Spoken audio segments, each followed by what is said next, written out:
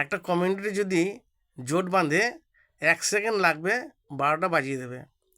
আমরা আছি বলে না আপনারা সবাই ভালো আছেন।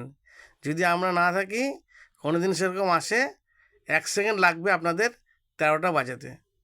যদি সেরকম না চান, বিজেপির অপপ্রচারে কেউ ভুল বুঝবেন না।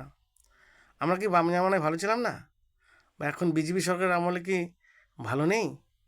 এরকম সাম্প্রদায়িক মন্তব্য কোনো দিন কোনো মুখ্যমন্ত্রী বা প্রধানমন্ত্রী করে নাই। আর ওনার অঙ্গুলি এলো নেই কিছু মুসলিম হিন্দুদের উপর অত্যাচার করেছে, তাদের ঘরবাড়ি পুড়িয়েছে, মেয়েদের রেপ করেছে এবং হিন্দু পুরুষদের হত্যা করেছে। কত বড় আস্পর্ধা, কত বড় অহংকারী কথাবার্তা! পিসিমণি ফল ভুগছে হাতে নাতে। দলটা প্রায় ফাঁকা হতে হতে 2-1 বাকি। যে 8 জন এমএলএ এবং 6 জন এমপি রয়েছে তারাও রিজাইন দেবো করছে।